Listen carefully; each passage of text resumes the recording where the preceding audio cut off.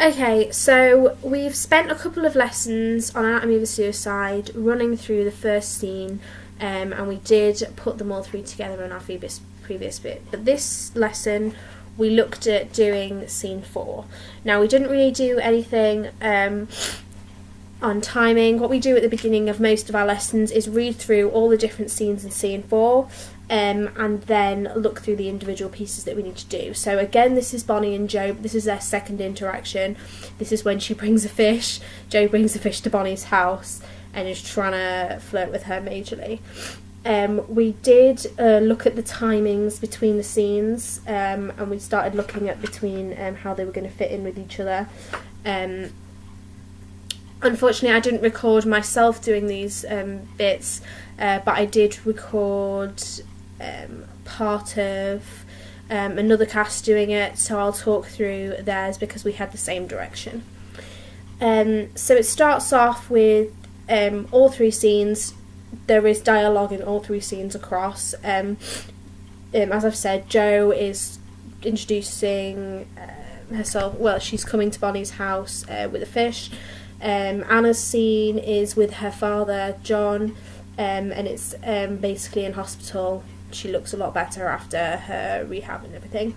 And Carol and Dave, and that's the estate agent, and it's basically Carol first buying the house. The house has a lot of relevance, so I'm going to talk about that scene as well, and the different scenes altogether, not just my scene, because the house is introduced a lot in the three different scenes throughout the whole of the play. It has a lot of relevance to the characters, and it's quite a physical thing representing maybe being trapped, but also a nice thing. It's something that each different character relates to differently. In this scene, Carol is really quite in love with the house, but it's also, I feel like it's the position of the house, it's the free fields and the way that Carol always feels trapped staying in life, and the fields and the places to walk and all the things that the estate agent says.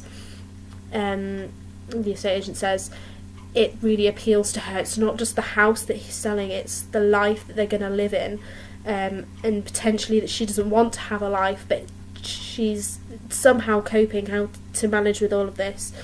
The fish is also a really important thing, as we think these are scales of fish as well. The fish is something that is quite funny and light-hearted, but if you think, you could use it to symbolise quite a lot of different things. When they talk about fish, they're often talking about sex, as mentioned in this. The fish has some sort of relevance to each character, as none of the characters, the main three, the three generations, really like fish. So it's something that they all link to, and it's quite interesting. There's lots of lines that go well together in this, as well as if there is a crossover, and I'm going to talk about those too. So first of all, I'm going to go through my scene, and then I'm going to talk about the crossovers as well. So it basically starts off with Joe saying hello. It's not really of much of a reaction from Bonnie, again, because Bonnie's not very good at that sort of thing. I was told to leave long pauses between, even after, because there is quite a pause, especially at this point. I don't know if you can see that well. It's this line to this line. There is quite a big pause, but because there is another bit of dialogue being said in the Anna and John scene, I was told to leave even a bigger pause after their dialogue to make the awkwardness throughout the whole three scenes, and then say, I mean, Jesus Christ, this is awkward, showing how it's awkward between the whole three, not just that scene, but again, not breaking the scene separately because you don't want it to be that abstract, that sort of Brecht style. So these sort of lines is trying to provoke a reaction from Bonnie, but I think Joe's starting to get more of a feel for Bonnie, that she knows that she doesn't really interact, she's not doing it on purpose, she's just not that sort of person. Are you going to say anything? Are you going to say anything? Are you going to say anything? Is across two of the conversations. Anna says it first, and then Joe says it. It's about first the sort of innocence of, are you going to say anything?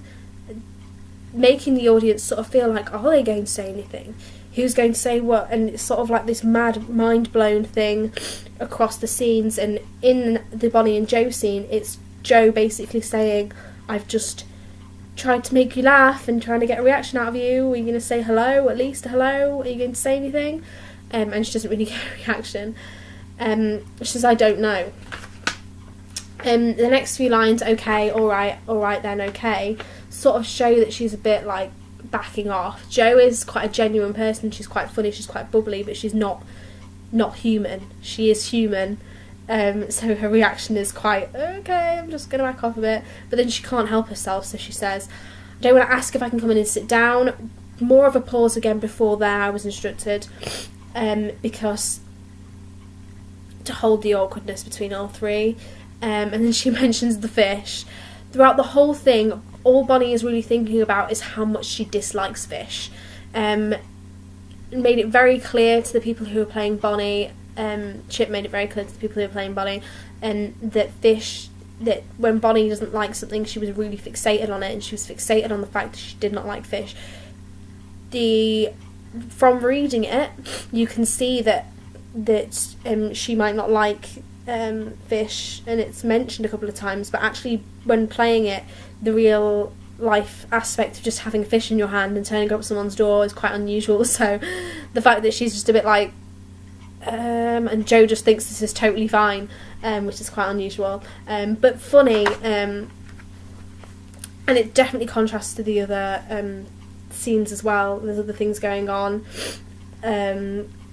especially there's a lot of links between the Anna and John scene and the Bonnie and Joe scene, and there's a bit where Anna says Dad, and he says I haven't heard you call me that in years, and before that it's Dad, I'm a bit surprised, Bonnie says. And it's like one of those things that if you're listening to both, it sort of does make sense, and it's sort of the lines that cross over are quite interesting. Okay, I mean that is the nature of a surprise. She's trying to make more of a joke out of it, trying to say, I've got this fish. I'm making an effort, but there's no reaction from Bonnie. All she can think about is the fact that she doesn't like fish. Surprise. There's a really long line of surprise, which now seems like a really stupid idea. What am I doing? I'm messing this up. I'm trying to, Joe reacting with Bonnie, interacting with her. There's this sort of, please stop saying sorry. I was going to cook you fish. Thank you, God. There is this major chunk where there is just loads of lines overlapped, and it sort of shows the crazy chaos going on, but at the same time there's lots of relevance going on with Carol and Dave's scene. So she talks about wanting him to vacate the property just for a moment so she could see herself in the room in the house, and she said she wants to picture her family in this room. And we were instructed also for the John and Anna and the Bonnie and Joe to be a bit quieter whilst that's going on, so the more significance is drawn to Carol, because the beginning of the house, the beginning of getting the house is such a big deal, such an important thing, and it's all just sort of the waffle of everything else, like, oh, it's fine, it's totally fine. The little quirky moments between the other two, it's a lot of yeses and short answers, whereas there's quite a significant bit that Carol has to say about facing the wall, because she wants to picture the spaces in between for where her family would go, and it's quite an unusual way to put it, whilst everything else is going on, quite human interaction. She's very much like, I want to picture the spaces in between, and making the estate agent face the wall, quite an unusual interaction. So being a bit quieter, it helps with that. Going back to my scene, she says, I feel a bit thrown, Bonnie says, and Joe says, by the fish or by me. I was told to look at the fish and then look at me. Sort of made me feel a bit sheepish, because the fish is okay, but then by her, what's she done wrong? Has she done something wrong? Should I just go? she's genuinely considering. She feels like she's made a fool out of herself. But Bonnie's reaction to that is quite a big leap for her character. She says, no, I don't. No, don't go. It's quite an interesting thing. She gets, she does want Joe around, it's just she's not very good at showing it. She says that she doesn't like fish. And Joe says, and she says, oh right, and there's this quirky little interaction. She says, I'm not a fish, you don't have to. It's quite a lot of overlapping. It makes it quite awkward, but quite funny, quite innocent, quite cute at the same time as the contrast between Carol just looking around this house, imagining space in between the silence on that side of the room, and in between this sort of heartfelt and still slightly awkward interaction between Anna and John that's going on. Carries on talking about fish, and not really talking about fish. I don't expect you to love fish. Bonnie, I feel, is genuinely talking about fish, whereas I feel that Joe is talking more about their relationship, using the fish to symbolise that. Then they go on to talk about sex. Going from the fish to sex is quite a interesting thing.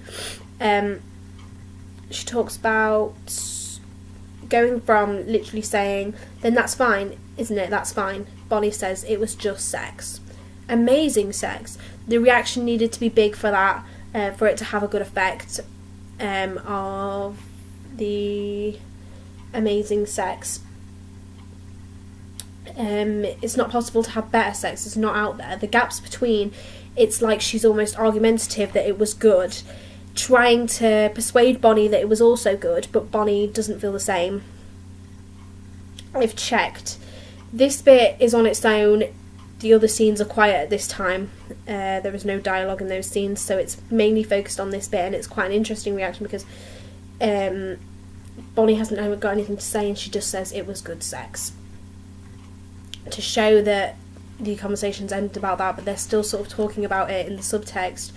It's sort of, I can cook you something else. If there's something else you fancy eating, then Still, Joe is trying to have this interaction with Bonnie, but she feels it's really difficult, and I feel like I understand, I feel like she's showing that it's quite difficult, but she's still trying, and it's sort of a cute kind of interaction that they both have. I'm a good cook, by the way, I'm good at it. She goes to walk away, she turns around and she starts ranting about Prince. Sort of, it's very random, but it's also quite genuine again, and she goes on and she says, you can come to the class that I run in my bedroom, consider it an open invitation, to get shot down almost by Bonnie saying, look. She walks off, and because we imagined it to be sort of at the house, she walks off into the street and saying, okay, walks back with sort of purpose, and almost pours her heart out to Bonnie. I think about you a lot. Having a rant about how much she almost feels like she longs for her, and she feels like there could be a connection. It might be worth a go. This didn't really require much direction in the fact that way to say it, because it's just the genuine pouring your heart out to someone. They have had interactions before because they had sex, so it's not like there was this just immediate reaction that makes Joe feel more like a character that's not really dramatic but is someone you can trust, and I think the audience is rooting for her. But I do need you to speak some words now. Then there's the kiss. The kiss is something that Bonnie instigates between Bonnie and Joe, and it's something that's quite, I think, a shock to Joe, because the next stage direction is Joe looks at her. I think she's happy. I think she feels, in some sense, relieved that Bonnie does like her back and is showing that, but also it's a bit, I don't know if it's sort of Bonnie doesn't know what to say and she just kisses her and says good, or maybe that's her way of showing her affection. It's quite confusing to understand the way that Bonnie shows affection. So that's the whole scene. There's lots of things where, as in canon between the two scenes, there's lots of okays and goods. At the end of this scene, with all 3 scenes across. Carol says good, then John says good, then Bonnie says good in canon. And it's all of the interactions that end like that. But they all mean different things almost. Carol is said good out of nothing, so it's quite a random thing that she's just randomly said good. Obviously because she likes the house, but it's sort of, she says, oh, those plum trees, yes, good. Like, that has a lot of relevance to it, but the plum trees also do have relevance. They are showed throughout, and I think it's also symbolism, maybe something that shows the crossover, the link between all 3, without really making it really obvious or a big thing out there. John is saying good because he is trying to connect with his daughter, Anna, who he feels like he's got distanced by. And then obviously Bonnie is saying good. It's sort of a reaction to everything that Jo's just poured her heart out to. It's a lot of interaction between understanding how they link together. At the moment we've seen little connections, but we don't really know who's who, because Carol hasn't had a baby yet. She hasn't had any yet, and Anna hasn't had Bonnie yet. So it's a lot of just understanding the 3 characters on their own separately at the moment. When looking through the scenes that we've placed them all together, we have videos of that, but the way that it's staged is very interesting because of the 3